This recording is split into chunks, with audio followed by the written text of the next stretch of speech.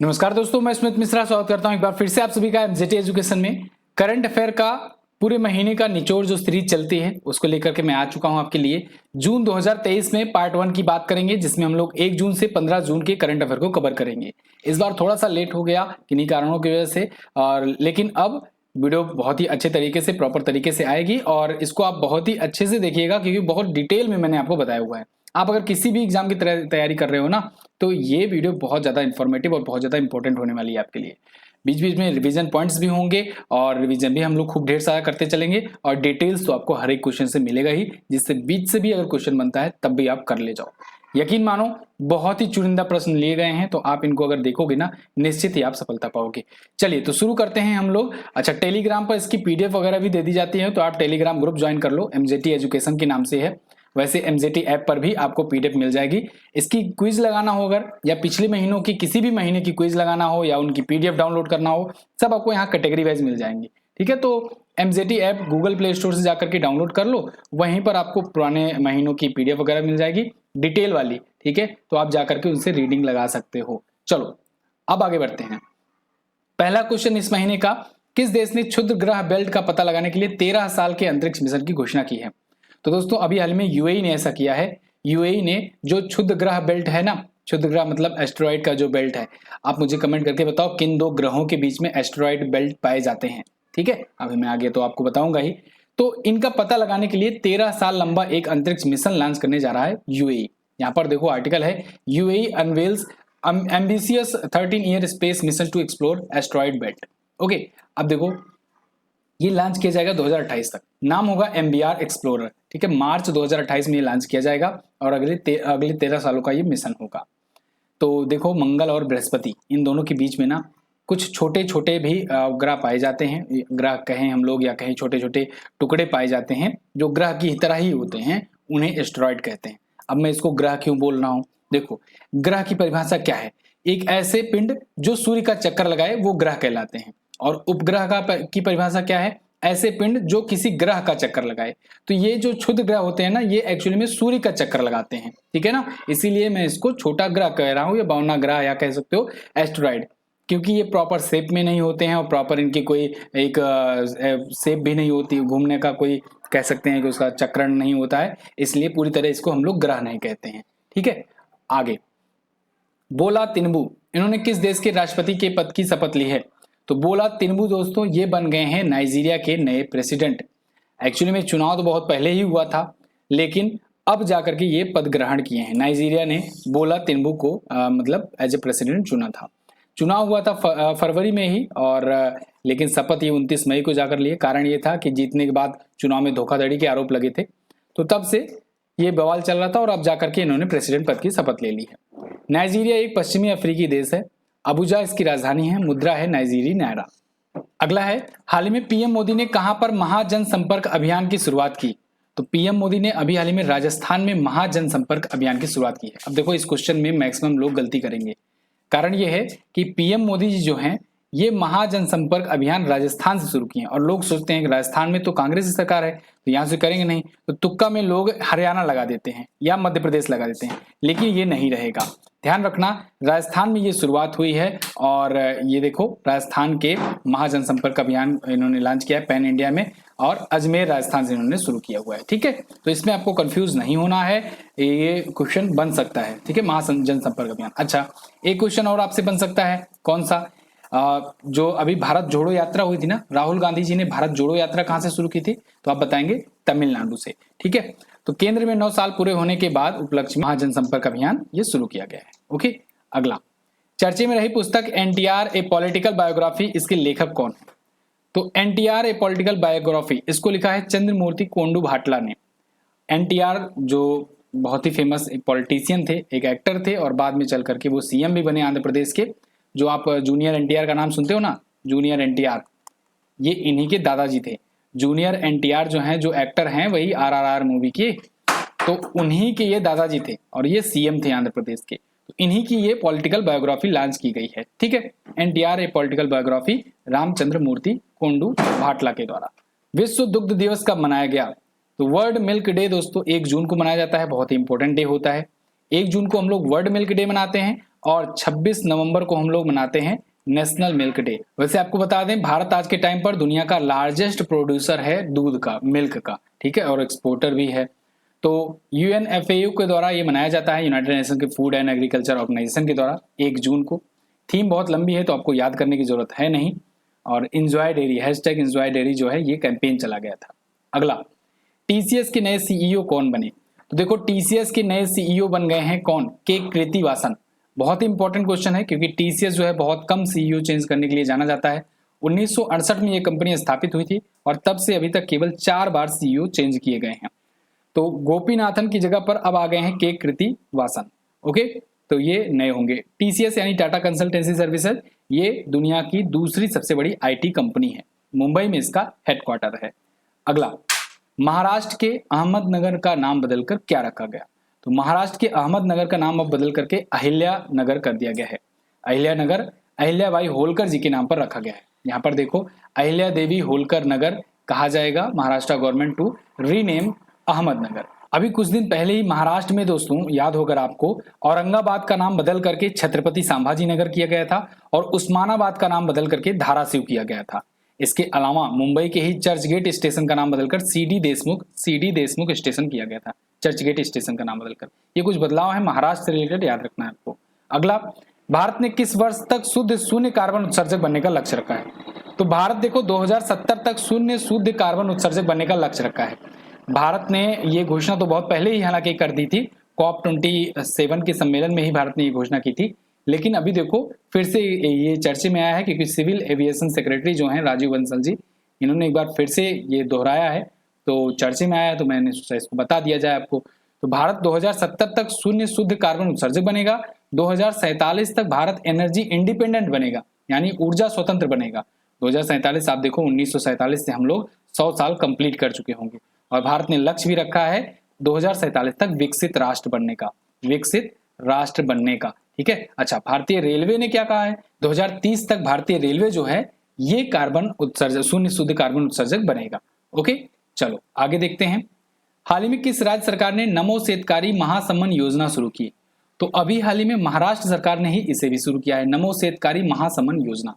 ये किसानों के लिए शुरू की गई है योजना। महाराष्ट्र के जो CM हैं एकनाथ शिंदे, उन्होंने किसानों को 6000 रुपए वार्षिक देने की घोषणा की है इसके तहत।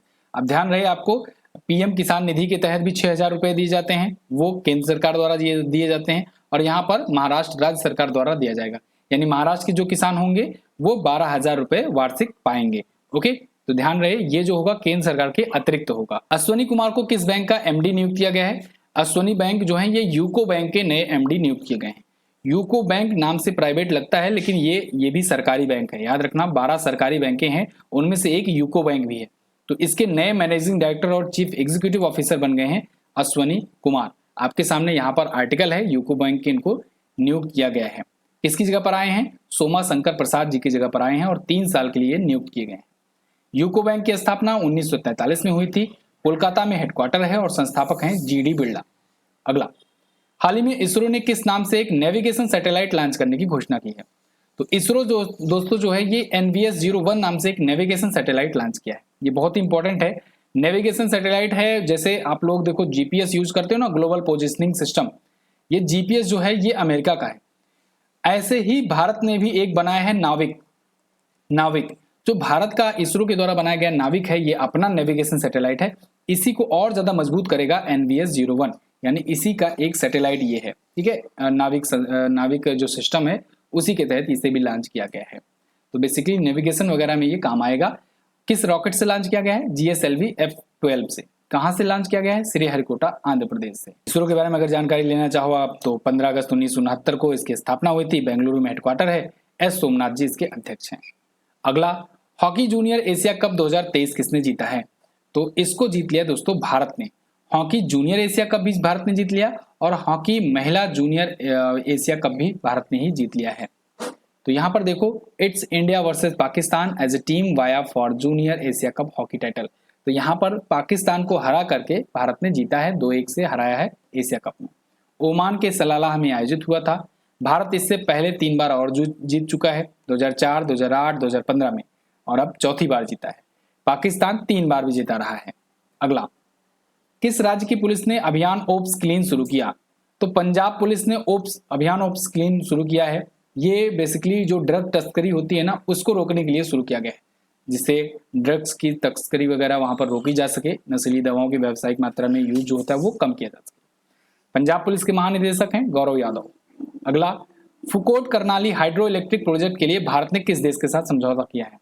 तो भारत ने अभी नेपाल के साथ समझौता किया। अगर आपको याद हो तो मैंने आपको बताया था, नेपाल के जो पीएम हैं प्रचंड साहब, ये आए हुए थे भारत के दौरे पर। भारत के दौरे पर आए और इन्होंने यहाँ पर डील कई सारी की हैं। यहाँ पर देखो आर्टिकल है द हिंदू का, India to import 10,000 megawatt of electricity. हाँ बिल्कुल सही सुन रहे हो, भारत नेपाल से बिजली खरीदता है। ठीक है, कारण यह है कि वहां से पानी आता है भारत की तरफ और बहुत सारे डैम भी लगे हुए हैं, तो इसलिए बिजली का प्रोडक्शन करता है नेपाल। फिलहाल यहाँ पर हम लोग बात करें बिजली उत्पादन के लिए करनाली नदी का जो प्रवाह है इसका उपयोग किया जाएगा इस परियोजना के तहत, और भारत ने इसके साथ डील की है। अगला, वर्ष 2023 से 27 तक विश्व मौसम विज्ञान संगठन की अध्यक्षता किस देश को मिली है? तो ये मिल गई है यूएई को। देखो 2023 से 2027 तक अध्यक्षता तो यूएई करेगा और इसके अध्यक्ष भी यूएई के बनाए गए हैं। कौन बनाए गए हैं? डॉक्टर अब्दुल्ला अल मंदौस। अभी अगले क्वेश्चन में हम लोग बात करेंगे, इसका महासचिव भी नियुक्त किया गया है। महासचिव जो है वो परमानेंट नियुक्ति होती है और बाकी ये जो होता है ये जिसको अध्यक्षता मिलती है उसके एक अध्यक्ष नियुक्त किए जाते हैं। तो 2023 से 27 तक यानी कि 4 वर्षों के लिए नियुक्त किया गया है किसे? डॉक्टर अब्दुल्ला अल मंदौस को अध्यक्ष, और यूएई कर रहा है इस बार अध्यक्षता। ठीक है, एशिया में पहली बार हुआ है जब अध्यक्षता आई है विश्व मौसम विज्ञान संगठन की।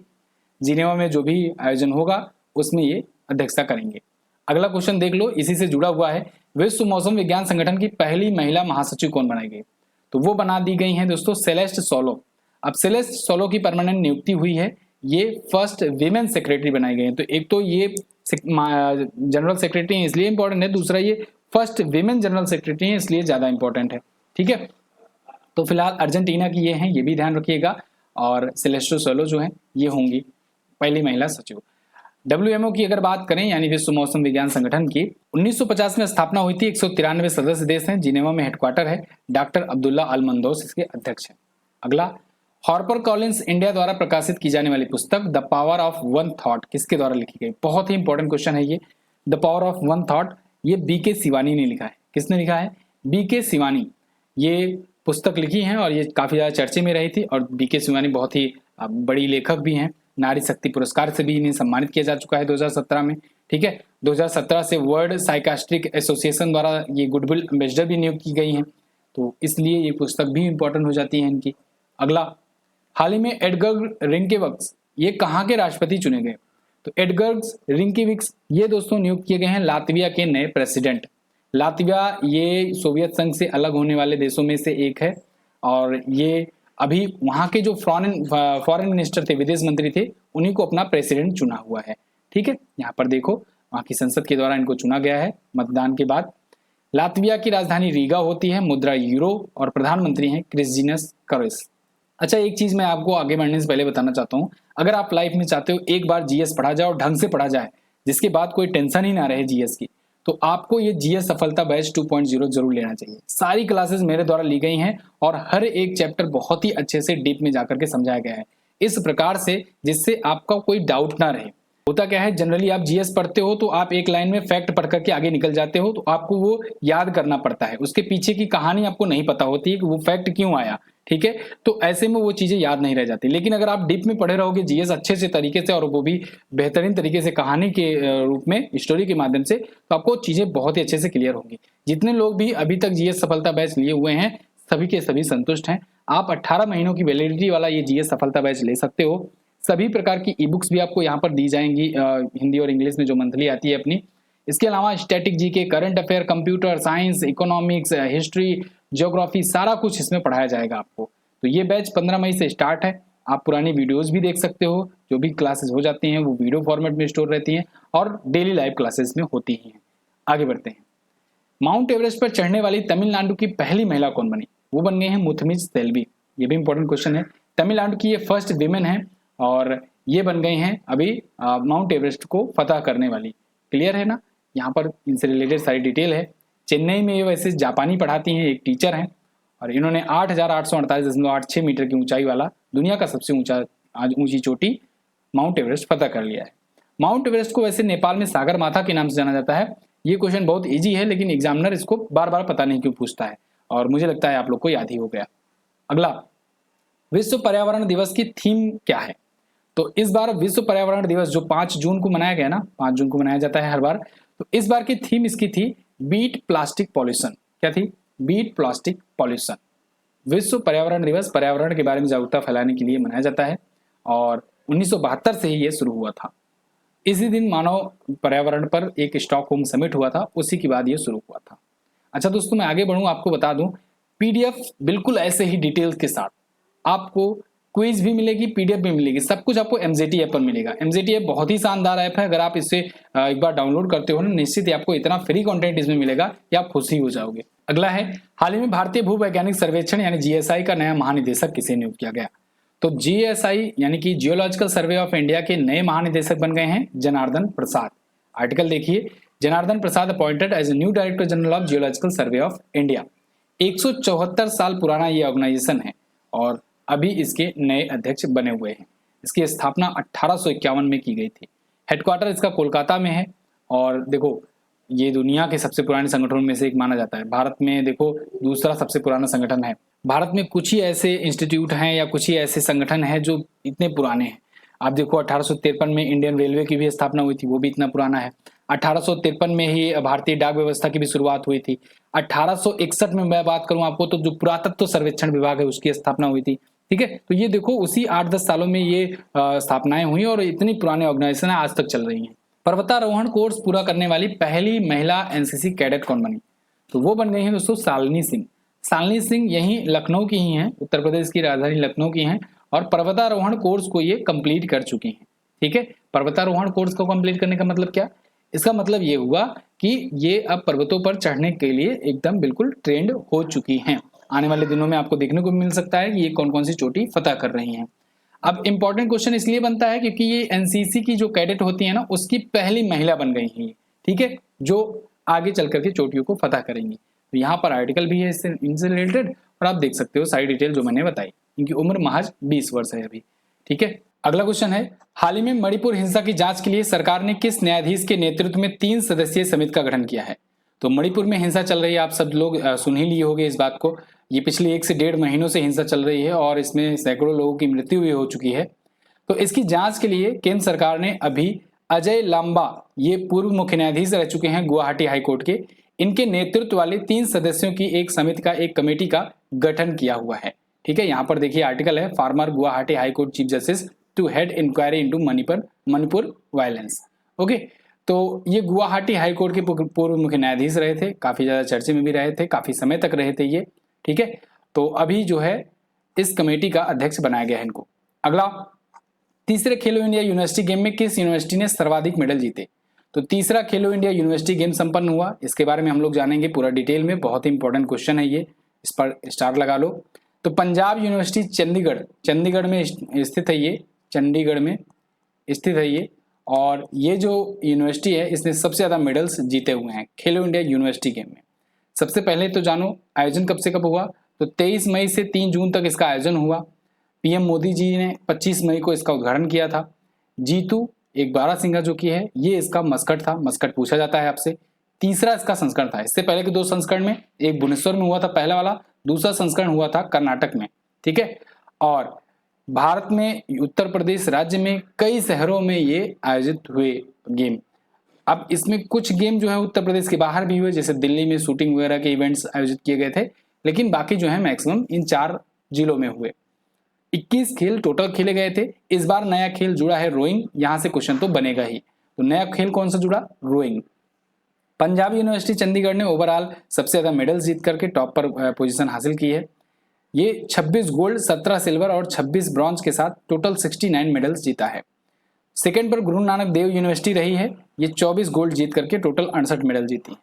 थर्ड पर जैन यूनिवर्सिटी रही है 16 गोल्ड के साथ 32 मेडल। क्लियर है? पिछली बार जैन यूनिवर्सिटी जो है ये टॉप पर रही थी, इस बार कौन है टॉप पर? पंजाब यूनिवर्सिटी। अच्छा, ये खेलो इंडिया यूथ गेम नहीं है, ध्यान रखिएगा। खेलो इंडिया यूथ गेम अलग होता है, खेलो इंडिया यूनिवर्सिटी गेम है, ये यूनिवर्सिटीज के बीच में होता है, और ये भी सेम लिस्ट है, आप देख सकते हो। अगला, हाल ही में जारी राष्ट्रीय संस्थान रैंकिंग फ्रेमवर्क में कौन सा आईआईटी संस्थान शीर्ष पर रहा? ये भी बहुत ही इंपॉर्टेंट क्वेश्चन है। तो अभी देखो जो NIRF रैंकिंग होती है वो जारी की गई है और NIRF रैंकिंग में इस बार भी टॉप पर रहा है IIT मद्रास। ये पिछले 5 सालों से लगातार टॉपर बना ही हुआ है, तो IIT मद्रास तो आप टॉपर लगा ही दिया करो बिना कुछ पूछे। NIRF रैंकिंग दोस्तों जैसे QS वर्ल्ड यूनिवर्सिटी रैंकिंग आती नहीं है QS वर्ल्ड यूनिवर्सिटी रैंकिंग, वैसे ही यहाँ पर देखो NIRF के द्वारा भारत में आती है ये, ठीक है। QS वर्ल्ड यूनिवर्सिटी वो पूरी दुनिया की होती है। तो इसमें भारत के जो भी अलग अलग सेक्टर में यूनिवर्सिटीज हैं उनकी रैंकिंग जारी की जाती है। अब इसमें ओवरऑल रैंकिंग में तो IIT मद्रास टॉप पर है, सेकंड पर इसमें Indian institute of sciences Bengaluru है, थर्ड पर है IIT दिल्ली। लेकिन इंजीनियरिंग में अगर बात किया जाए तो उसमें IIT मद्रास तो टॉप पर है ही, लेकिन सेकंड पर IIT दिल्ली है और थर्ड पर है IIT बॉम्बे। और वहीं रिसर्च इंस्टीट्यूट में फर्स्ट पर Indian institute of sciences Bengaluru है और IIT मद्रास ये सेकंड पर और थर्ड पर है IIT दिल्ली। क्लियर। अगला, भारत के किस राज्य में भारत का पहला कार्बन मुक्त गांव विकसित किया जा रहा है? देखो ये बहुत ही इंपॉर्टेंट क्वेश्चन है। अभी देखो भारत के एक राज्य है महाराष्ट्र, आप सब जानते हो अच्छे तरीके से। भिवंडी में, महाराष्ट्र के भिवंडी में दोस्तों भारत का पहला कार्बन मुक्त गांव विकसित किया जा रहा है। बहुत ही ध्यान से देखिएगा। एक क्वेश्चन और इससे पहले आया था कि भारत का पहला कार्बन मुक्त गांव बना कौन सा है? तो कार्बन मुक्त गांव पहला कौन सा बना था? वो बना था पल्ली ग्राम पंचायत। पल्ली ग्राम पंचायत, ठीक है। कहां पर है ये मांडा जिले में है, मांडा जिले में है और पड़ता कहां पर है? जम्मू एंड कश्मीर में पड़ता है। इतना क्लियर। तो ये तो बना था, ठीक है, मतलब ये पहले ग्राम पंचायत था और इसी को भी अब जीरो कार्बन एमिशन वाला ग्राम पंचायत बना दिया गया। लेकिन यहाँ पर जो बात चल रही है ना भिवंडी महाराष्ट्र की, यहाँ पर एक नया सा गांव बसाया जाएगा जो कि कार्बन एमिशन फ्री होगा, यानी जीरो कार्बन एमिशन वाला होगा। यहाँ पर आप आर्टिकल देख पाओगे, India's first carbon neutral village being developed in Bhiwandi, ठीक है। तो थाने डिस्ट्रिक्ट में बनाया जा रहा है। क्लियर है बिल्कुल। चलो, तो कार्बन न्यूट्रल गांव भारत का पहला कौन सा? पल्ली गांव है जो कि मांडा जिले में पड़ता है और ये पहला विकसित किया जा रहा है। अगला, हाल ही में संयुक्त राष्ट्र महासभा के 78वें अध्यक्ष कौन बने? तो वो बन गए हैं दोस्तों डेनिस फ्रांसिस। डेनिस फ्रांसिस ये कसाबा कोरोसी की जगह लेंगे, कसाबा कोरोसी की जगह डेनिस फ्रांसिस होंगे और यूनाइटेड नेशन की जो जनरल असेंबली है ना, यानी संयुक्त राष्ट्र महासभा, उसके 78वें अध्यक्ष के रूप में ये नियुक्त होंगे। यहाँ पर देखिए आर्टिकल है, Dennis Francis elected 78th UNGA president. Okay, तो ये त्रिनिदाद और टोबैगो एक देश है, उसके ये हैं, एक अफ्रीकी देश है। तो वर्तमान में ये कसाबा कोरोसी जो हैं हंगरी के हैं और इनकी जगह पर अभी ये आएंगे डेनिस फ्रांसिस, ठीक है। UNGA जो भी है ये भी UN का ही एक पार्ट है, UN के 6 पार्ट हैं और उनमें से एक ये भी है। अगला, दिग्गज हिंदी और मराठी फिल्म अभिनेत्री सुलोचना लटकर का निधन हो गया, इन्हें कौन सा पुरस्कार मिल चुका था? तो दोस्तों बहुत ही फेमस एक मराठी फिल्म की अभिनेत्री थी और हिंदी फिल्मों में भी ये काम कर चुकी थी, सुलोचना लटकर। इनका अभी निधन हो गया है। पद्मश्री और महाराष्ट्र भूषण दोनों से ये सम्मानित रह चुकी हैं, ठीक है, और इनका निधन हो गया है। ये बॉलीवुड की माता कही जाती थी, बॉलीवुड मदर कही जाती थी। तो इनका उम्र भी 94 हो गया था, इसके बाद इनका निधन हुआ है। क्लियर है। 1999 में इनको पद्मश्री मिला था, 2009 में पद्म भूषण मिला था। अगला, द हिंदू ग्रुप के नए अध्यक्ष का पदभार किसने संभाला? तो द हिंदू ग्रुप ने एक बार फिर से एक महिला अध्यक्ष को चुना है। इस बार निर्मला लक्ष्मण जो हैं ये द हिंदू ग्रुप की नई अध्यक्ष होंगी, ठीक है। तो यहाँ पर देखिए आर्टिकल है, Nirmala Lakshman appointed chairperson of Hindu group publishing private limited, ठीक है। द हिंदू का ही आर्टिकल है आपके सामने। तो इनको अगले 3 सालों के लिए नियुक्त किया गया है। ये मालिनी पार्थ सारथी की जगह लेंगी। तो अब देखो, इसकी स्थापना 1978 में हुई थी। बहुत पुराना न्यूज़पेपर है ये, द हिंदू, बहुत ही ट्रस्टेबल है और जी सुब्रमण्यम अय्यर ने इसकी स्थापना की थी। एक क्वेश्चन जो बहुत पूछा जाता है द हिंदू से, वो ये है कि द हिंदू जो है यही इंटरनेट पर अपलोड होने वाला दुनिया का पहला अखबार बना था, दुनिया का पहला बना था। अगला, हाल ही में किसने वित्तीय समावेशन डैशबोर्ड अंतर्दृष्टि लॉन्च किया? तो इसे लॉन्च किया है दोस्तों शक्तिकांत दास जी ने। शक्तिकांत दास आप भली भांति परिचित हो, RBI के ये गवर्नर हैं, 25वें नंबर के गवर्नर हैं और अभी तो हाल ही में इनको गवर्नर ऑफ द ईयर का भी अवार्ड मिला था, गवर्नर ऑफ द ईयर का भी अवार्ड मिल चुका है इनको, ये भी ध्यान रखिएगा। तो RBI के गवर्नर शक्तिकांत दास जी ने अंतर्दृष्टि नाम से एक डैशबोर्ड लॉन्च किया है। ये डैशबोर्ड बेसिकली RBI के ही एम्प्लॉयज़ के लिए है। RBI के एम्प्लॉयज़ अपना पूरा जो परफॉर्मेंस है वो ट्रैक कर पाएंगे इस डैशबोर्ड के जरिए, कैसा क्या चल रहा है, कहाँ पर चल रहा है, सब कुछ, ठीक है। तो ये RBI के ही एम्प्लॉयज़ के लिए लॉन्च किया गया है। अगला, पीएम मोदी ने आर्द्र भूमि मैंग्रोव को पुनर्जीवित करने के लिए कौन सी योजना का शुभारंभ किया? ये बहुत ही इंपॉर्टेंट क्वेश्चन है। पीएम मोदी ने अभी हाल ही में 2 योजनाओं को मंजूरी दी है, एक तो मिष्टी योजना और एक अमृत धरोहर योजना। दोनों ही इंपॉर्टेंट है, दोनों का नाम आप याद रखिएगा। देखो, अब इन दोनों को वर्ल्ड एनवायरनमेंट डे के अवसर पर लॉन्च किया गया है। एक तो मिष्टी है, दूसरा अमृत धरोहर। मिष्टी का काम ये होगा कि ये मैंग्रोव पर स्थित जो पारिस्थितिकी तंत्र है, मैंग्रोव वन क्षेत्र जो हो गए, मैंग्रोव को का जो इकोसिस्टम हो गया, उनको पुनर्जीवित करने और उनको संरक्षित करने के लिए काम करेगा। अमृत धरोहर योजना जो होगी, इसके तहत देश भर में जो वेटलैंड साइट हैं, जो रामसर साइट्स हैं, उनका संरक्षण किया जाएगा, उनका संरक्षण सुनिश्चित किया जाएगा। तो दोनों ही योजना इंपॉर्टेंट है।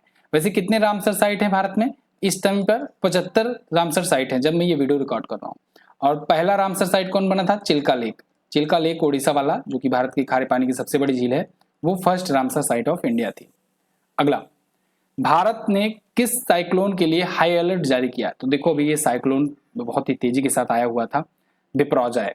बिपरजॉय जो है ये गुजरात में आया, गुजरात के तटों से टकराया। गुजरात, ठीक है, कहां से उठा था? अरब सागर से उठा था, अरब सागर से उठा था, ठीक है ना।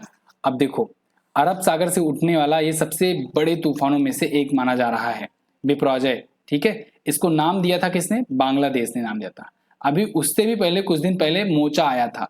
क्या आया था? मोचा आया था। तो मोचा इधर बंगाल की खाड़ी से उठा था, और बिपरजॉय ये यहां से उठा अरब सागर से। इधर तो आप जानते हो ना, प्रायद्वीपीय भारत है ये, ठीक है। बिपरजॉय नाम दिया किसने? बांग्लादेश ने, बांग्लादेश ने। आपके मन में आएगा मोचा नाम किसने दिया? तो मोचा नाम दिया है ओमान ने, ओमान ने, ठीक है। आगे बढ़ते हैं। तूफानों के नाम कैसे दिए जाते हैं, अगर ये जानना है तो आप जो है सर्च कीजिएगा, एमजेटी एजुकेशन लिख दीजिएगा, तूफानों के नाम कैसे रखे जाते हैं, एमजेटी एजुकेशन, तो आपको वीडियो मिलेगी। कई सारी वीडियो मैंने बना रखी है ऑलरेडी। अगला, राष्ट्रपति द्रौपदी मुर्मू को किस देश ने अपना सर्वोच्च नागरिक सम्मान प्रदान किया? तो द्रौपदी मुर्मू जी भारत की प्रेसिडेंट जो की हैं, ये गई हुई थी अभी सूरीनाम। सूरीनाम की यात्रा के दौरान सूरीनाम के जो प्रेसिडेंट हैं, उन्होंने इनको वहां का सर्वोच्च जो सम्मान है, नागरिक सम्मान, उससे सम्मानित किया है, ठीक है। तो वहां के राष्ट्रपति हैं चंद्रिका प्रसाद संतोखी, उन्होंने अभी इनको सम्मानित किया है grand order of the chain of yellow star से। अगला क्वेश्चन, किस शब्द की सही स्पेलिंग बताकर देव शाह ने नेशनल स्पेलिंग बी का खिताब जीता है? देखो, नेशनल स्पेलिंग बी ये बहुत ही ज्यादा इंपॉर्टेंट है, चर्चे में रहता है। अमेरिका में ये खिताब दिया जाता है, लेकिन इंडिया में बहुत ज्यादा ये फेमस है। क्यों? क्योंकि मैक्सिमम देखा जाता है कि भारतीय मूल के बच्चे ही इसको जीतते हैं। इस बार भी भारतीय मूल के ही देव शाह ने जीत लिया है इसको, नेशनल स्पेलिंग बी का खिताब। इसमें जो कैरेक्टर्स होते हैं, कुछ वर्ड्स होते हैं, उनकी सही स्पेलिंग बतानी होती है। तो इस बार सेमोफाइल की सही स्पेलिंग बताया था इन्होंने, सेमोफाइल, सेमोफाइल की सही स्पेलिंग बता करके ये जीत चुके हैं। यहाँ पर देखिए सेमोफाइल का के बारे में दिया गया है, और इन्होंने ये बता करके खिताब जीता है। 50,000 अमेरिकी डॉलर जो है ये इनामी राशि मिलती है। इस बार 95वां खिताब था, पूरा नाम है Scripps national spelling bee. Okay, अच्छा, वैसे आप भी अगर चाहते हो किताब कोई पाओ, कोई बढ़िया से तगड़े से तैयारी करके एग्जाम निकाल लो, तो आप हमारी ई बुक ले सकते हो। ई बुक भी बहुत ही अच्छे तरीके से बनाई जाती है और हिंदी और इंग्लिश दोनों में अवेलेबल है। आप मंथली ई बुक भी ले सकते हो, किसी भी महीने की ई बुक मात्र 20 रुपए में। और यहाँ पर देखो ये 7 महीनों की ई बुक आई हुई है, इसको भी आप ले सकते हो और अपनी बहुत ही अच्छे तरीके से तैयारी कर सकते हो। तो एमजेटी ऐप पर ये सारी चीजें मिलेंगी। अगर आपको चाहिए तो आप कांटेक्ट कर सकते हो, व्हाट्सएप का नंबर भी दिया गया है डिस्क्रिप्शन में, या फिर एमजेटी ऐप से जाकर ले सकते हो सिंपली। आगे बढ़ते हैं। हाल ही में विश्व खाद्य सुरक्षा दिवस कब मनाया गया? तो ये दोस्तों ये मनाया जाता है 7 जून को, प्रत्येक वर्ष मनाया जाता है। याद रखिएगा, इंपॉर्टेंट डे होता है वर्ल्ड फूड सेफ्टी डे। किसके द्वारा मनाया जाता है? यूनाइटेड नेशन की फूड एंड एग्रीकल्चर ऑर्गेनाइजेशन के द्वारा ये मनाया जाता है। इस बार की थीम याद रखिएगा, ये थीम थोड़ा सा मिट रही है, इसको हटा देते हैं यहाँ से। हाँ, थीम है इसकी फूड स्टैंडर्ड्स सेव लाइव्स। बहुत ही इंपॉर्टेंट थीम है, थीम याद रखना है आपको। 2018 से ये दिवस मनाया जा रहा है। वैसे विश्व खाद्य दिवस जो है ये 16 अक्टूबर को मनाया जाता है, और विश्व खाद्य सुरक्षा दिवस ये 7 जून को मनाया जाता है। दोनों में अंतर याद रखिएगा। 16 अक्टूबर को 1945 को यूएनएफएओ की स्थापना हुई थी, और इसी वजह से ये विश्व खाद्य दिवस मनाया जाता है। ठीक है, इसके पीछे का कारण ये है। अगला, किस राज्य ने केफोन नामक फाइबर ऑप्टिकल नेटवर्क लॉन्च किया है? इसी लॉन्च किया है दोस्तों केरल ने। यह भी इंपॉर्टेंट क्वेश्चन है, क्योंकि इसी के तहत केरल बनने जा रहा है खुद की इंटरनेट सेवा शुरू करने वाला पहला राज्य, भारत का पहला राज्य जो खुद की इंटरनेट सेवा देगा बिना किसी प्राइवेट कंपनी या किसी अदर कंपनी पर डिपेंड हुए। तो देखो इसके लिए केफॉन प्रोजेक्ट शुरू किया है, इंटरनेट ए बेसिक राइट करके। और याद होगा ये क्वेश्चन मैंने और बताया था कि केरल वो पहला राज्य बन गया है जो राइट टू इंटरनेट सेवा शुरू किया है, यानी कि अपने नागरिकों को वो इंटरनेट का अधिकार देगा। तो 5 जून 2023 से इसकी शुरुआत हुई है। केरला फाइबर ऑप्टिकल नेटवर्क, ये केफॉन का फुल फॉर्म होता है, पूछा जा सकता है आपसे, ठीक है। और बाकी चीजें जो है मैं आपको बता चुका हूं। आगे, किस देश ने सार्वजनिक उपयोग के लिए दुनिया की पहली स्वचालित उड़ान टैक्सी का परीक्षण किया है? तो इजराइल ने दोस्तों दुनिया की पहली सार्वजनिक उपयोग के लिए दुनिया की पहली उड़ान टैक्सी यानी कि उड़ने वाली टैक्सी का खोज किया है, शुरुआत किया हुआ है। इसका नाम eVTOL रखा गया है, यानी कि autonomous electric vertical take off and landing, ठीक है। अगला है, जून 2023 में भारत के पहले अंतर्राष्ट्रीय क्रूज जहाज MV एम्प्रेस को हरी झंडी दिखाई गई। ये कहां से दिखाई गई? तो देखो MV एम्प्रेस जो है ये भारत का पहला अंतरराष्ट्रीय क्रूज जहाज होगा, क्रूज शिप होगा। ये चेन्नई से श्रीलंका की तरफ गया है, ठीक है। यहाँ पर देखिए आर्टिकल है श्रीलंका फ्रॉम चेन्नई, ठीक है। तो ये श्रीलंका गया है चेन्नई से, और चेन्नई और श्रीलंका के बीच में कनेक्टिविटी बढ़ेगी इससे। ये पहला अंतरराष्ट्रीय क्रूज शिप है। याद होगा आपको, मैंने राम प्रसाद बिस्मिल के बारे में भी आपको बताया था, MV राम प्रसाद बिस्मिल। तो वो जो था वो बनारस से लेकर के डिब्रूगढ़ तक गया था। कहां से कहां तक? यूपी के वाराणसी से डिब्रूगढ़ तक, असम तक वो गया था। वो दुनिया का पहला सबसे बड़ा नदी क्रूज शिप था, ठीक है। चेन्नई से ये वाला जाएगा, ठीक है। MV एम्प्रेस जो होगा 3000 यात्री की क्षमता होगी इसकी, और श्रीलंका के हम्बन टोटा में जाएगा, त्रिकोणमाली में भी जाएगा, कांके कंटूरी बंदरगाह को भी कनेक्ट करेगा। अगला, चर्चे में रही पुस्तक अजय टू योगी आदित्यनाथ, इसके लेखक कौन है? इसके लेखक हैं दोस्तों शांतनु गुप्ता। ये पुस्तक भी इंपॉर्टेंट है क्योंकि शांतनु गुप्ता जो हैं योगी आदित्यनाथ पर अब तक 3 पुस्तकें लिख चुके हैं, जिनमें एक तो यही है अजय टू योगी आदित्यनाथ। इससे पहले ये 2 लिखे थे जो 2 की 2 बेस्ट सेलर रही थी, जैसे the monk who transformed Uttar Pradesh और the monk who become chief minister. दोनों पुस्तक इससे पहले, और अब अजय टू योगी आदित्यनाथ। अगला, यूएनएससी के अस्थायी सदस्यों के रूप में किस देश को चुना गया है? तो यूएनएससी के आप जानते ही हो 15 सदस्य होते हैं, और इसके बारे में मैं आपको बहुत बार डिटेल में बता भी चुका हूं, आज भी बताऊंगा, घबराइए मत। तो इसमें अस्थायी सदस्यों की अभी नियुक्ति की गई है, और 5 अस्थायी सदस्य आते हैं हर दूसरे साल, 5 अस्थायी सदस्य जाते भी हैं, 2-2 साल के लिए आते हैं। तो यहाँ पर देखो इस बार अल्जीरिया, गुयाना, सिएरा लियोन और स्लोवेनिया, कोरिया गणराज्य, ये 5 जो हैं नए देश इससे जुड़े हैं, यानी कि ये लोग इस बार अस्थायी सदस्य बने हैं। तो उपरोक्त सभी ऑप्शन आपका करेक्ट होगा। अब इसको समझो, देखो अच्छा एक चीज और, यूएनएससी की आपकी बैठक पूछा जाएगा आपसे, क्वेश्चन कभी कभी पूछ लिया जाता है, एक एग्जाम में पूछा था कि ये जो बैठक होता है उसका आकार क्या होता है? तो घोड़े की नाल के आकार की बैठक होती है। ये अटपटा सा क्वेश्चन था, लेकिन याद रखिएगा ये जो देखो आकार बन रहा है ना, ये घोड़े की नाल क्या होता है? जो घोड़े के पैरों में एक लोहे का वो लगाया जाता है जिससे पैर घिसे ना उसका, उसे नाल बोलते हैं। इस आकार में होता है कुछ, तो इसी आकार में ये बैठक होती है। ये मैं एक्स्ट्रा पॉइंट आपको बता रहा हूँ, लेकिन ये पूछा जा चुका है एग्जाम में। फिलहाल यहाँ पर हम लोग यूएनएससी की बात करेंगे। इसके देखो 10 सदस्य होते हैं, 15 सदस्य होते हैं। 15 सदस्यों में 10 तो होते हैं अस्थायी सदस्य, नॉन परमानेंट मेंबर, ठीक है, और 5 होते हैं परमानेंट मेंबर। अब जो परमानेंट मेंबर हैं 5, उनमें कौन कौन से हैं? उनमें है यूके, यूएस, चाइना, रसिया और फ्रांस। इन 5 के पास है वीटो पावर, ठीक है, और भारत इसमें भी आना चाह रहा है। इसके अलावा 10 जो अस्थायी सदस्य हैं, इनमें से जो 5-5 की नियुक्ति होती है ना, वो प्रत्येक दूसरे वर्ष होती है, यानी प्रत्येक दूसरे वर्ष 5 नए सदस्य आते हैं और प्रत्येक दूसरे वर्ष जाते हैं। ठीक वैसे ही जैसे अपने यहाँ राज्यसभा में होता है, 1/3 सदस्य हर दूसरे वर्ष आते हैं जाते हैं, ठीक है ना। तो यहाँ पर देखो 5 जो शामिल हुए हैं इस बार, उनमें है अल्जीरिया, गुयाना, कोरिया गणराज्य, सिएरा लियोन और स्लोवेनिया। और 5 जो बाहर होंगे इनकी जगह पर, वो होंगे अल्बानिया, ब्राजील, गैबोन, घाना और यूएई। अब 5 वर्तमान में कौन बचे हुए हैं? क्योंकि 10 होते हैं एक बार में, तो इस बार में जो 5 जो बचे हैं वो कौन कौन से हैं? इक्वाडोर, जापान, माल्टा, मोजाम्बिक और स्विट्जरलैंड। तो यानी कि ये 5 और ये 5, अब ये 10 रहेंगे अस्थायी सदस्य के रूप में। ये तो गए बाहर, ठीक है। अब देखो, और मैंने आपको अस्थायी देशों के बारे में बताया, America, China, France, UK, US और रसिया।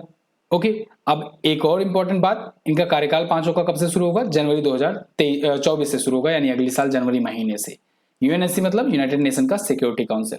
अगला, जून 2023 में जारी खाद्य सुरक्षा सूचकांक में बड़े राज्यों की सूची में शीर्ष पर कौन है? तो अभी फूड सिक्योरिटी इंडेक्स जारी की गई है, इसमें टॉप पर रहा है केरला। बड़े राज्यों में टॉप पर केरल रहा है। ये देखो नेशनल फूड सेफ्टी इंडेक्स, याद रखना ये स्वास्थ्य मंत्रालय के द्वारा जारी किया गया है। मनसुख मंडाविया जी जो कि स्वास्थ्य मंत्री, इन्होंने लॉन्च किया है। बड़े राज्यों में टॉप 3 स्टेट की बात करें तो केरल टॉप पर है, सेकंड पर पंजाब है, थर्ड पर तमिलनाडु है। छोटे राज्यों में अगर बात करें तो गोवा टॉप पर है, मणिपुर सेकंड पर है और थर्ड पर सिक्किम है। और वहीं केंद्र शासित प्रदेशों में बात करें तो जम्मू एंड कश्मीर टॉप पर है, दिल्ली सेकंड पर और थर्ड पर है चंडीगढ़। ठीक है, अगला, किस राज्य सरकार ने नंद बाबा दूध मिशन योजना शुरू किया? इसे उत्तर प्रदेश ने शुरू किया है। उत्तर प्रदेश गवर्नमेंट ने दुग्ध दिवस के अवसर पर कह लो नंद बाबा दूध मिशन योजना शुरू की हुई है। यहाँ पर देखो लॉन्च किया हुआ है। अब वैश्विक दुग्ध उत्पादन में भारतीय डेयरी क्षेत्र 24% कंट्रीब्यूशन करता ही है। दुनिया भर में टॉप मिल्क प्रोडक्शन वाली कंट्री है भारत। तो इसी के तहत में, क्योंकि उत्तर प्रदेश भी काफी ज्यादा इसमें योगदान देता है, उत्तर प्रदेश अकेले 14.9% योगदान देता है, फिर राजस्थान है, मध्य प्रदेश वगैरह है। ठीक है, तो यहाँ पर देखो मुख्यमंत्री योगी आदित्यनाथ जी ने 1000 करोड़ रुपए के बजट के साथ इसे लॉन्च किए हैं और इसका उद्देश्य यही है कि और ज्यादा तेजी से उत्तर प्रदेश का कंट्रीब्यूशन बढ़ाया जाए। अगला, सीएससी रिपोर्ट 2023 में पर्यावरण के मामले में शीर्ष पर कौन सा राज्य है? तो सीएससी रिपोर्ट अभी एक जारी हुई है पर्यावरण को लेकर के, इसमें टॉप पर तेलंगाना रहा है। आर्टिकल देखिए, as Telangana enters 10th year of it formation, 10 साल हुए हैं इसके फॉर्मेशन के, 2 जून 2014 को यह स्थापित हुआ था और इसने देखो टॉप्स कर दिया है नेशन में, अपने देश में एनवायरमेंट कंजर्वेशन के मामले में। ठीक है, तो ये रिपोर्ट जारी की गई है सीएससी के द्वारा, centre for science and environment के द्वारा, और इस रिपोर्ट का नाम है state of India's environment 2023 in fingers. तो इसमें टॉप पर तेलंगाना है, सेकंड पर मध्य प्रदेश, थर्ड पर दिल्ली है।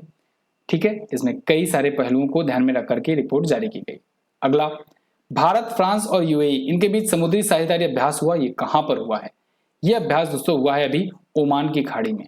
ठीक है, यहाँ पर देखो गल्फ ऑफ ओमान में ये हुआ है, इंडिया, फ्रांस और यूएई के बीच में पहला ये मैरीटाइम एक्सरसाइज था, मेडन मैरीटाइम एक्सरसाइज था। ठीक है, ओमान की खाड़ी में हुआ था। भारत की तरफ से आईएनएस तरकस और राफेल विमान वगैरह शामिल हुए थे, फ्रांस की तरफ से यूएई का गश्ती विमान शामिल हुआ था इसमें। अगला, मिस वर्ल्ड प्रतियोगिता की मेजबानी कौन सा देश करेगा 2023 में? तो ये बहुत ही अच्छी न्यूज है, हो सकता है मे भी भारतीय कोई जीत जाए इस बार।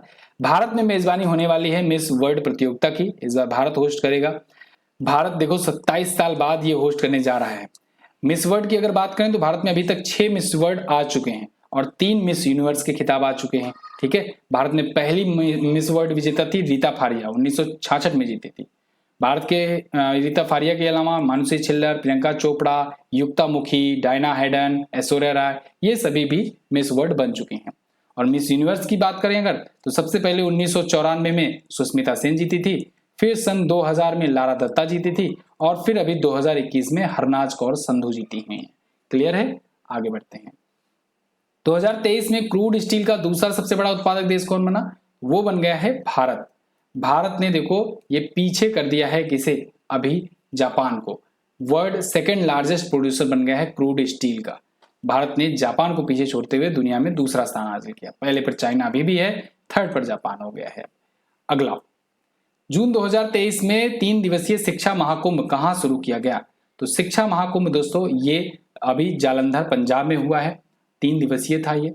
ठीक है, यहाँ पर देखो आर्टिकल है, advance in school eight Jalandhar calls upon educationist strengthen education sector. Education sector को और ज्यादा मजबूत करने के लिए था आयोजित किया गया था। डॉक्टर भीमराव अंबेडकर राष्ट्रीय प्रौद्योगिकी संस्थान जालंधर पंजाब में।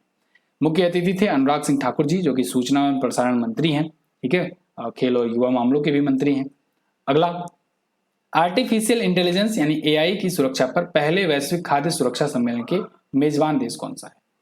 तो आर्टिफिशियल इंटेलिजेंस की सिक्योरिटी पर अभी ये आयोजित करने की घोषणा की गई है कि पहली बार मीटिंग होगी और ये होगी ब्रिटेन में। देखो आर्टिफिशियल इंटेलिजेंस ये दुनिया भर के लिए चुनौती बनता चला जा रहा है, तो इस पर कैसे रूल्स रेगुलेशंस लगाए जाएं, इसको गलत उपयोग से कैसे बचाया जाए, इसके लिए ग्लोबल समिट होगी और ये होगी ब्रिटेन में। ठीक है, पहली बार होगा, ब्रिटेन होस्ट करने जा रहा है। अगला, किस राज्य सरकार ने महिलाओं के लिए शक्ति योजना शुरू किया? तो शक्ति योजना शुरू किया गया है कर्नाटक में। कर्नाटक में महिलाओं को इसके तहत मुफ्त में बस में यात्रा करने का मौका मिलेगा फ्री ऑफ कॉस्ट। ठीक है, लेकिन इसके लिए लिमिट भी है, 20 किलोमीटर के रेंज में ही वो लोग यात्रा कर सकती हैं। कर्नाटक के नए मुख्यमंत्री बने हैं सिद्धरामैया जी। ये इंडियन नेशनल कांग्रेस पार्टी से हैं। कांग्रेस पार्टी की अभी विजय हुई थी वहां पर। ठीक है, अगला, किस बायोस्फीयर रिजर्व को मिशेल बातिस पुरस्कार से सम्मानित किया गया? तो दोस्तों अभी मन्नार समुद्री राष्ट्रीय उद्यान है एक, जो कि भारत और नेपाल के भारत और श्रीलंका के बीच में पड़ता है। मन्नार की खाड़ी जो पड़ती है ना, वही मन्नार की खाड़ी के पास में मन्नार बायोस्फीयर रिजर्व है और मन्नार समुद्री राष्ट्रीय उद्यान के नाम से भी जाना जाता है। इसे भी मिशेल बातिस पुरस्कार से सम्मानित किया गया है। आर्टिकल देखिए, Ramanathapuram DFO wins UNESCO award for gulf of Mannar biosphere reserve management. तो बेसिकली जो इसके अध्यक्ष हैं उन्होंने ये रिसीव किया है अवार्ड। ठीक है, तो पहला समुद्री बायोस्फीयर रिजर्व है ये दक्षिण पूर्व एशिया में। अगला, हाल ही में जारी डिजिटल भुगतान रैंकिंग में भारत किस स्थान पर? तो डिजिटल पेमेंट की जब भी रैंकिंग आएगी तो आंखें बंद करके आप टॉप लगा देना। ठीक है, क्योंकि यूपीआई सिस्टम जो है इतना ज्यादा मजबूत है, इतना ज्यादा पॉपुलर है कि दुनिया भर में सबसे ज्यादा ट्रांजेक्शन्स इसी से हो रहे हैं और इस वजह से डिजिटल पेमेंट में भारत लगातार टॉप पर बना हुआ है। अमेरिका जैसे देशों को पीछे कर दिया है। ठीक है, सेकंड पर ब्राजील है और थर्ड पर है चाइना। अगला, विश्व टेस्ट चैंपियनशिप 2023 का खिताब किसने जीता? तो इसको जीत लिया है दोस्तों ऑस्ट्रेलिया ने। ऑस्ट्रेलिया ने भारत को हरा करके वर्ल्ड टेस्ट चैंपियनशिप का खिताब जीत लिया है। ये भी इंपॉर्टेंट क्वेश्चन है। ऑस्ट्रेलिया पहली बार विजेता रहा। ये दूसरा ही संस्करण था वर्ल्ड टेस्ट चैंपियनशिप का। पहली बार भी भारत ही फाइनल पहुंचा था, लेकिन भारत फाइनल में हार गया था। न्यूजीलैंड तब जीता था। और दूसरी बार देखो क्या हुआ कि भारत फिर से फाइनल पहुंचा, लेकिन भारत हार गया और ऑस्ट्रेलिया जीत गया वर्ल्ड टेस्ट चैंपियनशिप। ठीक है, याद रखना, इंपॉर्टेंट है। ये टेस्ट का वर्ल्ड कप होता है, टेस्ट का वर्ल्ड कप कहते हैं इसे। 2-2 साल के अंतराल पर होता है। तो भारत को 209 रन से हराया। लंदन के ओवल स्टेडियम में फाइनल खेला गया था, दूसरा संस्करण था। अगला, उत्तर प्रदेश सरकार ने कब से कब तक के बीच में सभी ट्रैफिक चालान को रद्द किया? तो उत्तर प्रदेश सरकार ने 2017 से 2021 के बीच में जितने भी पेंडिंग चालान थे, जो भी कोर्ट वगैरह में अटके हुए थे मामले थे, उनको सबको माफ करने का अनाउंसमेंट किया हुआ है। ठीक है, 1 जनवरी 2017 से 31 दिसंबर 2021 के बीच के, चाहे किसी भी प्रकार का वाहन चालान हो, वो आपको माफ हो जाएगा आपका। अगला, 6 से 8 जून 2023 को हुई आरबीआई की मौद्रिक नीति समिति के बाद रेपो रेट कितना डिसाइड किया गया? तो रेपो रेट देखो अनचेंज रखा गया है। 6 से 8 जून के बीच में जो एमपीसी की बैठक हुई थी, मॉनेटरी पॉलिसी कमेटी की जो बैठक हुई थी, उसने आरबीआई ने रेपो रेट को बिल्कुल वैसे ही रखने का फैसला लिया है कि यानी कि 6.5% पर पहले भी था, अभी भी रेपो रेट इतना पर ही रहेगा, 6.5% पर। ठीक है, मुद्रास्फीति 5.1% का रहेगा, ये उन्होंने प्रिडिक्शन किया है उपभोक्ता मूल्य सूचकांक का, यानी कंज्यूमर प्राइस इंडेक्स का। साथ ही साथ जीडीपी ग्रोथ रेट का अनुमान इन्होंने बताया है 6.5% रहेगा। अगला, किस देश ने दुनिया के पहले डिजिटल बॉन्ड को जारी करने की घोषणा की है? तो दुनिया का पहला डिजिटल बॉन्ड देखो, ये भी इजराइल ही जारी करने जा रहा है। अभी रिवाइज कीजिए, मैंने अभी आपको बताया क्या, दुनिया की पहली, ये यात्रियों के लिए या कहीं सार्वजनिक उपयोग के लिए उड़ती हुई टैक्सी, उड़ान टैक्सी का परीक्षण इसने किया था। और अब देखो दुनिया का पहला डिजिटल बॉन्ड ये जारी करने जा रहा है। बॉन्ड क्या होता है? बॉन्ड बेसिकली एक समझ लो एक पत्र होता है जिसके तहत समझ लो एक लायबिलिटी होती है कि सरकारें पैसे लेती हैं, पैसा रेज करती हैं, मनी रेज करती हैं, बदले में इंटरेस्ट देती हैं इन्वेस्टर्स को। ठीक है, यहाँ पर मैंने लिखा भी हुआ है, आप वीडियो को पॉज करके देख सकते हो। अगला, किस राज्य सरकार की आर्थिक स्थिति पर श्वेत पत्र जारी करने की घोषणा की? तो दोस्तों अभी हिमाचल प्रदेश राज्य सरकार ने अपनी राज्य की आर्थिक स्थिति पर इकोनॉमिकल कंडीशन को देखते हुए एक व्हाइट पेपर जारी किया है, श्वेत पत्र जारी किया है। ठीक है, यहाँ पर देखो फिस्कल हेल्थ को लेकर के जारी किया है। इसके तहत क्या होगा? इसके तहत वित्तीय स्थिति की यानी फाइनेंशियल कंडीशन की समीक्षा की जाएगी, एक कैबिनेट उप समिति का गठन किया जाएगा और 1 महीने के अंदर अंदर रिपोर्ट सौंपी जाएगी कि कैसे यहाँ की फाइनेंशियल कंडीशन सुधारी जा सकती है। ठीक है, अगला, किसने नई दिल्ली में पहले राष्ट्रीय प्रशिक्षण सम्मेलन का उद्घाटन किया? तो पीएम मोदी ने अभी हाल ही में दिल्ली में भारत का पहला राष्ट्रीय प्रशिक्षण सम्मेलन का उद्घाटन किया है। इंपॉर्टेंट क्वेश्चन है क्योंकि कंट्री का फर्स्ट एवर ये नेशनल ट्रेनिंग कॉन्क्लेव है, दिल्ली में आयोजित जो हो रहा है प्रगति मैदान में। इसमें राष्ट्रीय प्रशासनिक सेवा क्षमता निर्माण कार्यक्रम के मिशन कर्मयोगी की भी शुरुआत की गई है, इसको भी बढ़ावा मिलेगा। देश भर में जो सिविल सर्विसेज हैं के ऑफिसर्स हैं उनको ट्रेन किया जाएगा। अगला, फ्रेंच ओपन का खिताब किसने जीता? तो फ्रेंच ओपन देखो इस बार जो हुआ उसको भी जीत लिया नोवाक जोकोविच ने, और नोवाक जोकोविच दुनिया के सबसे ज्यादा ग्रैंड स्लैम जीतने वाले खिलाड़ी बन गए हैं। 23 ग्रैंड स्लैम ये जीत चुके हैं अभी तक, और अभी तक 23 ग्रैंड स्लैम पुरुषों में कोई नहीं जीता है। ठीक है, महिलाओं में सेरेना विलियम्स जीती हुई हैं, लेकिन पुरुषों में कोई नहीं जीता है। तो यहाँ पर देखो नोवाक जोकोविच ये जीत चुके हैं। इन्होंने नॉर्वे के कैस्पर रूड को हराया है फाइनल में। 23 ग्रैंड स्लैम अब इनके हो चुके हैं और कम से कम 3-3 बार सभी 4 ग्रैंड स्लैम जीतने वाले भी ये पहले व्यक्ति बन गए हैं। जैसे ऑस्ट्रेलियन ओपन ये जीत चुके हैं 2008, 11, 12, 13, 15, 16, 19, 20, 21, 23 में, यानी कि 2, 2, 4, 2, 6, 2, 8, 2, 10 बार ये जीत चुके हैं इसको। फ्रेंच ओपन ये 3 बार जीत चुके हैं। इसके अलावा ये 7 बार तो जीत चुके हैं विंबलडन ओपन, और यूएस ओपन भी 3 बार जीत चुके हैं, यानी कम से कम 3 बार तो ये हर एक प्रकार का ग्रैंड स्लैम जीत चुके हैं। 4 ही ग्रैंड स्लैम होता है ना। अगला, फ्रेंच ओपन 2023 की महिला एकल का खिताब किसने जीता? महिला एकल का खिताब जीत लिया है दोस्तों इगा स्विएटेक ने। इगा स्विएटेक देखो ये पोलैंड की रहने वाली हैं, यहाँ पर देखो इन्होंने जीत लिया है ये। अच्छा, फ्रेंच ओपन को ही रोनाल्ड गैरोस भी कहा जाता है क्योंकि रोनाल्ड गैरोस के मैदान पर ही आयोजित होता है। तो रोनाल्ड गैरोस के टाइटल का भी अगर बारे में अगर पूछा जाए तब भी आप समझिएगा फ्रेंच ओपन की बात की जा रही है। तो इगा स्विएटेक कैरोलिन मुचोवा को हरा करके जीत चुके हैं। ये अभी तक 4 ग्रैंड स्लैम जीत चुके हैं, जिसमें 3 फ्रेंच ओपन और 1 यूएस ओपन शामिल है। ठीक है, और विमेन्स डबल्स की विजेता ये रही। ये क्ले कोर्ट के यानी मिट्टी के मैदान पर खेला जाता है, ये पूछा जाता है आपसे। और क्ले कोर्ट का बादशाह यानी कि किंग ऑफ क्ले कोर्ट कहा जाता है राफेल नडाल को। अगला, ये बाकी की लिस्ट है, अगर आप देखना चाहो मेंस डबल्स में या मिक्स डबल्स किसने जीता तो वो भी मैंने लगा रखा है, आप इसको भी पढ़ सकते हो। अगला, किस देश ने दुनिया की सबसे शक्तिशाली हाइपरसोनिक पवन सुरंग का अनावरण किया? इसको चाइना ने किया है। ये दुनिया की पहली हाइपरसोनिक विंड टनल है। इसकी स्पीड बहुत ज्यादा है, मतलब आप देखो ये प्रति सेकंड 10 किलोमीटर तक की अविश्वसनीय रूप से उच्च प्रवाह गति को उत्पन्न कर सकती है। दुनिया की सबसे शक्तिशाली है। नाम है JF-22। ठीक है, तो उत्तरी बीजिंग के पहाड़ी हुआरो जिले में ये चाइना ने परीक्षण किया है। इससे 30 मैक तक की हाइपरसोनिक उड़ान पॉसिबल की जा सकेगी। अगला, भारतीय विशिष्ट पहचान प्राधिकरण यानी UIDAI का नया CEO किसे नियुक्त किया गया? तो UIDAI के नए CEO बन गए हैं दोस्तों अमित अग्रवाल। UIDAI इसी का प्रोडक्ट है आधार कार्ड, जो हम लोग यूज करते हैं आधार कार्ड, इसी ने बनाया हुआ है। ठीक है, unique identification authority of India ने। तो यहाँ पर देखो आर्टिकल है आपके सामने। अच्छा, साथ ही साथ में सुबोध कुमार सिंह को NTA का नेशनल टेस्टिंग एजेंसी का महानिदेशक नियुक्त किया गया है। एक और क्वेश्चन यहीं से ले लेना आप। अगला, BSF के नए महानिदेशक कौन बने? नितिन अग्रवाल। कौन? नितिन अग्रवाल बन गए। यहाँ पर आर्टिकल देखिए, केरला कैडर के IPS ऑफिसर हैं नितिन अग्रवाल, और ये BSF के DG बन गए हैं। किसकी जगह पर आए हैं? देखो एक्चुअली में BSF के अभी कोई नियुक्त नहीं थे परमानेंट, अभी सुजय लाल थाउसेन जो कि CRPF के महानिदेशक हैं यही कार्यभार देख रहे थे BSF का भी। तो अब परमानेंट नियुक्ति हो चुकी है नितिन अग्रवाल की। BSF की स्थापना 1965 में हुई थी, बॉर्डर सिक्योरिटी फोर्स। जीवन पर्यंत कर्तव्य इसका मोटो है, नई दिल्ली में हेडक्वार्टर है। अगला, हाल ही में महिला हॉकी जूनियर एशिया कप का खिताब किसने जीता? शुरुआत में मैंने आपको बताया था महिला हॉकी जूनियर एशिया कप और पुरुष भी हॉकी का जूनियर एशिया कप दोनों ही भारत जीत चुका है। तो भारत ने यहाँ पर देखो कोरिया को हरा करके जीता है, उसमें मैंने आपको बताया था पाकिस्तान को हरा करके जीता था। इसका आयोजन काकामिंगारा जापान में हुआ 3 से 11 जून तक। भारत की कप्तान प्रीति को प्लेयर ऑफ द मैच भी चुना गया था फाइनल में। भारत ने पहली बार महिला हॉकी जूनियर एशिया कप का खिताब जीता है। अगला क्वेश्चन, हाल ही में भारत और किस देश के बीच संयुक्त सैन्य अभ्यास एक्स इक्वेरिन आयोजित हुआ? तो भारत और मालदीव के बीच में अभी एक्स इक्वेरिन अभ्यास हुआ।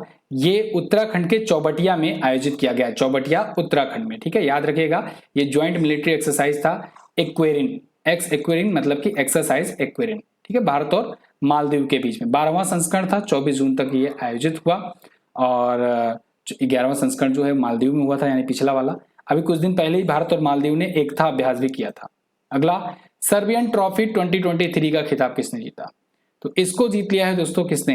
अभी एंडी मरे ने जीता है। एंडी मरे बहुत दिनों के बाद ये चर्चे में आ रहे हैं और इन्होंने सर्बियन ट्रॉफी अभी जीती हुई है। देखो, Andy Murray bags Surbiton trophy, first grass court single championship in last 7 year. पिछले 7 सालों में इनका पहला ऐसा ग्रास कोर्ट का ये चैंपियनशिप था। तो सबसे उम्रदराज ग्रास कोर्ट चैंपियन भी बन चुके हैं अब ये। ठीक है, और इन्होंने जूरिस रोडियोनोव को हराया है। अगला, किस भारतीय फिल्म ने WHO के हेल्थ फॉर ऑल श्रेणी में पुरस्कार जीता? तो ये जीत लिया है when climate change turn violent.